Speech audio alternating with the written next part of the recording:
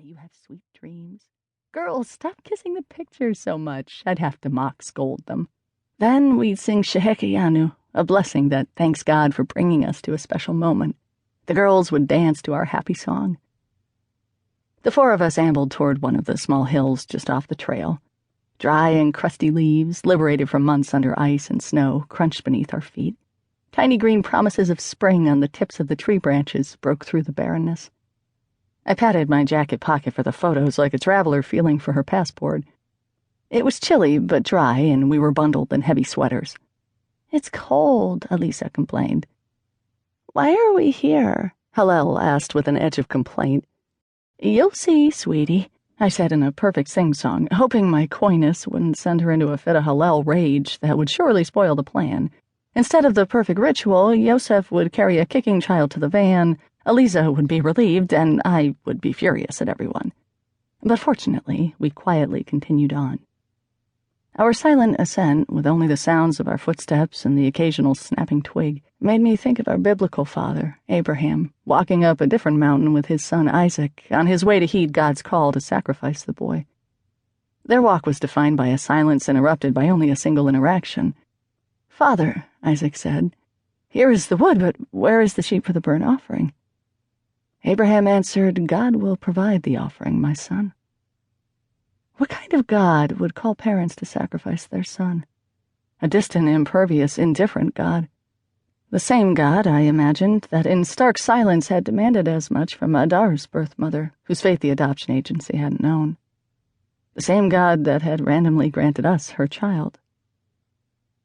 Abraham bound Isaac to an altar and held the knife in the air above him.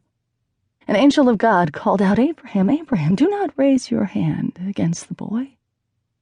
Abraham looked up and saw a ram caught in the brambles, the true sacrifice. Suddenly, God was no longer an indifferent absence. God was the ability to stretch and transform reality, to save a child. This was an ability life circumstances had granted me, but had not granted my new son's birth mother. Upon our own little mountain, Eliza sat on Yosef's lap, protected from the cold ground, and Hillel sat on mine, wiggling her tush to get comfortable. I breathed in Hillel's hair and kissed her head, so grateful that I could hold my daughters, raise them, love them, that I would also be the mother of this new baby boy.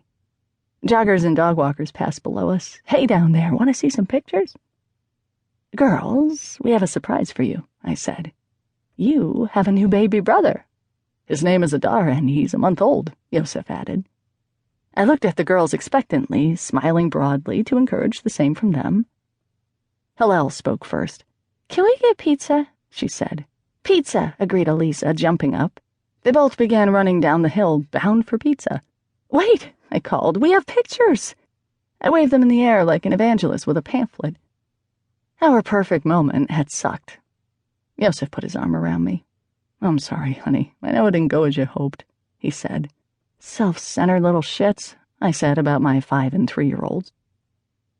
That night, the wind whistling softly through the open window, tinkling the wooden box of chimes I had placed on the windowsill when we moved in, imagining the peaceful, quaint childhood the room would hold. Hillel cried out in her sleep.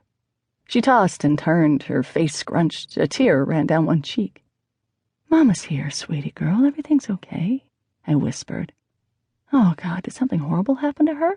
I scanned my mind for any unsavory staff working at her daycare.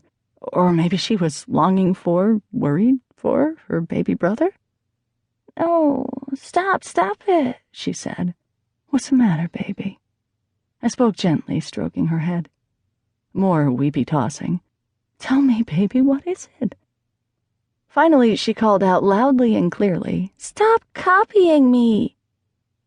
Hillel did not take kindly to imitation. That would be her nightmare, even at age 3, that others were copying her thoughtful, intricate drawings and paintings. No, she was not reliving a secret trauma or longing for Adar.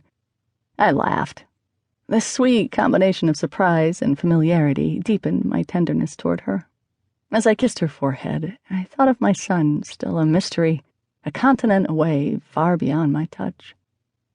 I wondered if he awoke crying in the night, if his birth mother, if she were still alive, reached for him in her dreams.